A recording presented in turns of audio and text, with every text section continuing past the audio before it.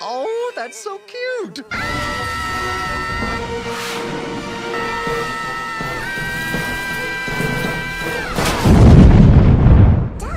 Psst, check out my Patreon.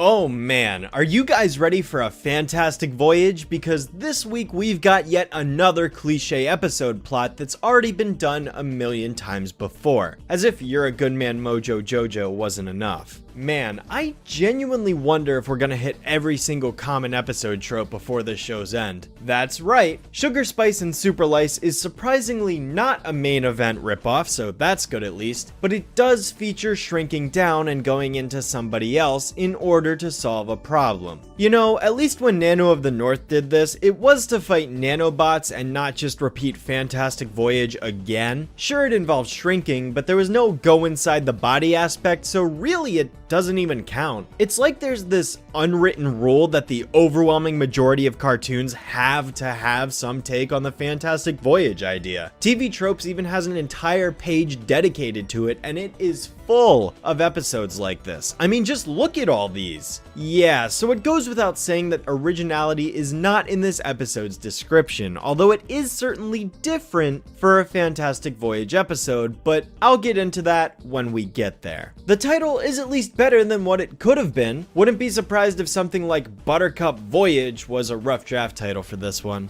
It is weird though. It seems to imply that Blossom is the one to be getting the lice, but it would really be out of character for her considering she takes care of her hair on a regular basis. Then again, she got a toothache when she shouldn't have, so you never know. It is Buttercup who gets the lice though, don't worry.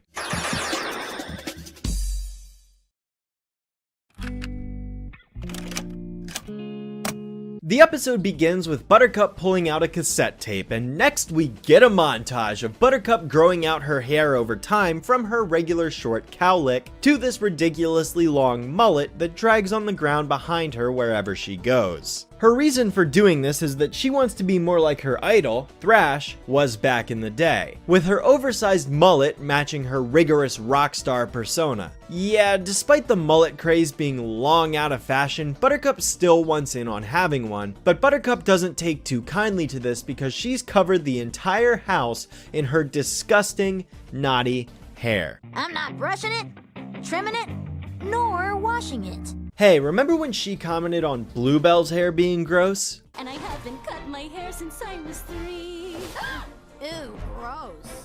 Hypocrisy much? This is where the down and dirty parallels came in, although thankfully that's not a note-for-note copy, and instead we got this cliche instead. Look, at the very least I can give it credit for doing something the original hadn't done, but at the same time it's something that's been overdone so many times, so is it really better that way? It's just like I questioned with You're a Good Man Mojo Jojo. But yeah, I guess the moral that this episode is going for is always take care of your hair, which I mean, is a good lesson, but Buttercup doesn't care because she believes that she's better off letting Mother Nature take its course. If her hair is gonna leave her head, let it leave naturally. Then she provides this non sequitur of Bubbles cleaning the bathroom. Huh?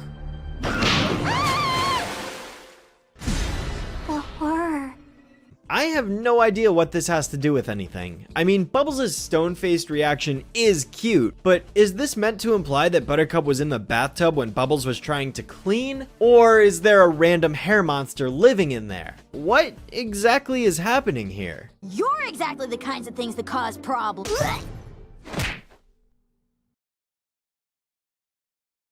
And this somehow causes us to wind up next to a hospital bed where the professor discovers that the reason Buttercup passed out like this was because apparently she got struck with a case of super lice. Dang it, Utonium! You should have seen it coming. Yeah, according to this show, super lice are what ultimately ended up killing the mullet craze several decades ago, which is why the professor has never seen a case of it since the 80s. Not sure how lice causes someone to faint and then send them into a coma that could wind up killing the victim, but hey, apparently that's what's happening to Buttercup, and quite frankly, if she was to disappear from this show as a result of this, I'd be okay with that. Strange how there's no itchy symptoms either. Buttercup just randomly faints out of nowhere without even having to scratch scratch her head once, kinda ignoring the defining characteristic of lice, but hey! I guess instead they're meant to be vampiric lice who suck blood or something? Maybe that's why they're only near the cowlick and not several feet down inside the forest of hair she's got on the floor. That would also explain the fainting. But as the professor pretty much clarifies, there's only one thing they can do to help her. Shrink them down and send them in, though surprisingly it's not using a submarine, but rather a jeep.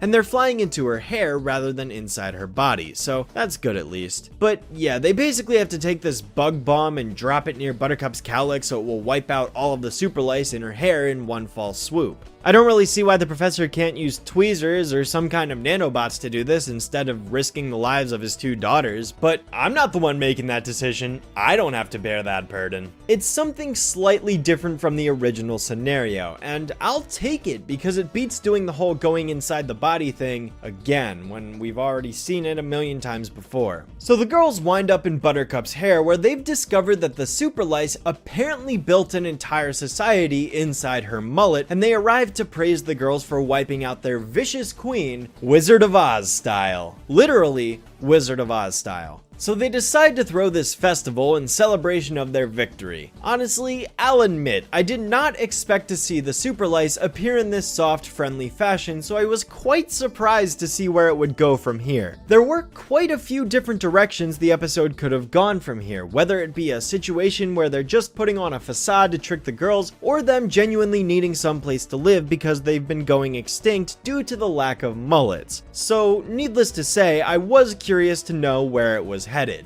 Meanwhile, we get a brief jump cut to the professor who's reading a bedtime story to Buttercup. There once was an electron that thought he could, but he wasn't positive. I do enjoy this moment at the very least. It is very fatherly of her dad to read her a science book like this during her time of need. It's very much the opposite of last episode where the professor was just an outright obnoxious waste of time, and I'm appreciative of that. Still wish he could be more like this all the time, but we have to take what we can get. And so we reconvene with Blossom and Bubbles later that evening after the two have spent the day doing an assortment of various activities at this celebration. Blossom seems to be in a rush to get that bomb, while Bubbles wants to dilly-dally and mess around at the festival some more. And right before Blossom can finish her thought, one of the super lice waltzes in and offers them some more candy to get their mind off of things. I'm sure you noticed that she's wearing a bow similar to Blossom. Well, that's because apparently all of her friends say that she's a Blossom thanks to her interest in science. So apparently these super lice are so obsessed with the girls for killing their queen that they've begun to take on their image for themselves now. And the girls are 100% okay with that. Yes, let's continue to inflate Blossom's ego even greater than the behemoth it already is. Great idea. So much so that this causes Blossom to go back on getting the bomb and instead decides to wait until after the festival, which is being held in their honor, to wipe out their society. Guess it just goes to show that Blossom cares more about her self-centered attention seeking rather than the life of her own sister. Wasn't this show supposed to be about sisterhood? Sure, siblings can bicker, but when something as significant as a life is on the line, you'd think they'd set aside their petty self-interests for the greater good.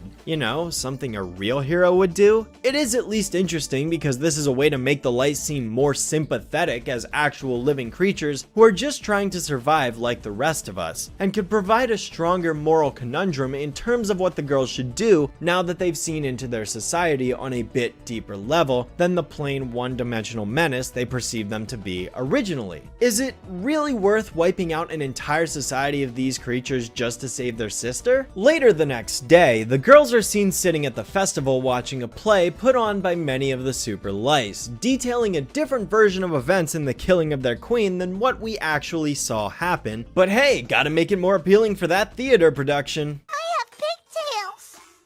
Interesting interpretation of us. Oh, this is based on Oz?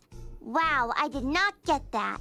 Oh, I wanted to mention that before this, we got another cut back to the professor who tells Buttercup that he has faith in her sisters and their ability to rescue her, which again is another fatherly moment that I appreciate. It's just too bad her sisters are doing the exact opposite and dilly-dallying at this festival when there's a crisis on their hands. Now, I will drink the blood of the fallen queen in hopes to gain her power and use it for good. Ha ha ha! At least they got that part right. honestly, I wish that actually happened. I want a PPG episode where they drink the blood of their enemies. And out comes the mayor, who we briefly saw earlier. Oh yeah, and surprisingly, he doesn't have the mayor's voice the same way the beach mayor did in Summer Bummer, and I'm totally okay with that. Could you imagine if this guy was like Lice mayor or something? Yeah, thank goodness that didn't happen. He announces that the Lice are about to implement Phase 2 thanks to Blossom and Bubbles, because if it weren't for them wiping out their queen, they never would have been able to do so. This is where we find out that these Lice aren't as innocent as they appear to be. In other words, the episode is taking the betrayal approach rather than the sympathizer one, and there's nothing wrong with that. Either or could have worked, so now we know we don't have to be sympathetic towards these creatures after all, because they've been secretly evil the whole time. And what is this Phase 2, you may ask? We drill into the ooey gooey center of this planet and destroy it.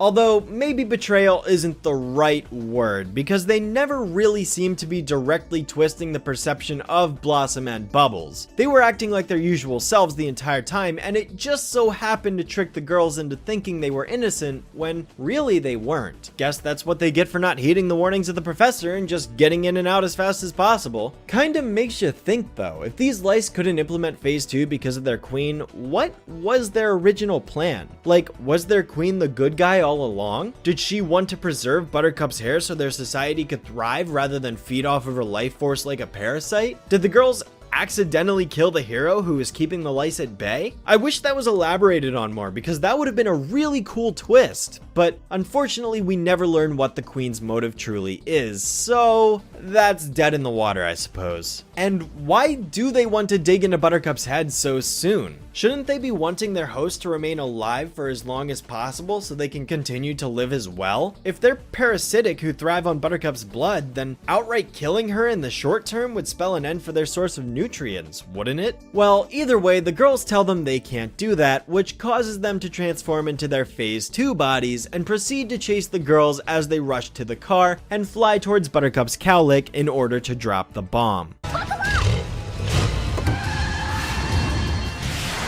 Interesting how Blossom tells Bubbles to put on her seatbelt, but there aren't any seatbelts in this Jeep. Gee, Professor, way to keep your 5 to 6-year-old daughters safe in this self-propelled motorized vehicle.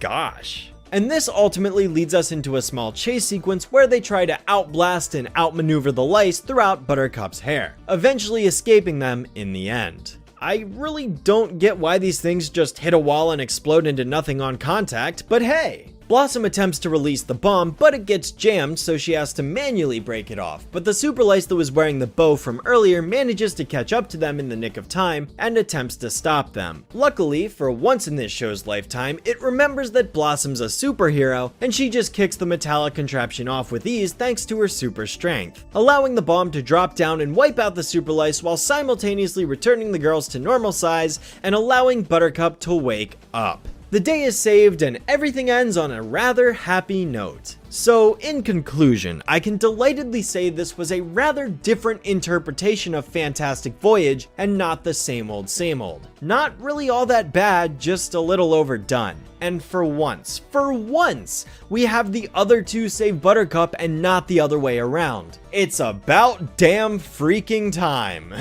We've gone how many episodes now, and for the very first time, Blossom and Bubbles are working together to save Buttercup from her near destruction. This was long overdue, but I'm glad we finally get to see this happen. Like I said earlier, the episode had a few different directions that it could have gone in telling this story, and I was okay with the conclusion that it decided to draw. The Lice were secretly evil the whole time, and the girls fell for a facade that made them believe they weren't as bad as they thought. Another alternative was that the Lice were just trying to survive, and the girls needed to figure out another solution, so I figured they could grow back into their normal sizes and try to convince Buttercup to cut her mullet so that the Lice can continue to live in the overly abundant hair while Buttercup gets her haircut back to normal. But hey, that's just one possibility. There's others, I'm sure. Either way, that was Sugar Spice and Super Lice. Not a bad episode by any stretch of the word. It's rather enjoyable from what I saw and a reflection of the better side of reboot episodes. Not perfect by any means, but fine enough.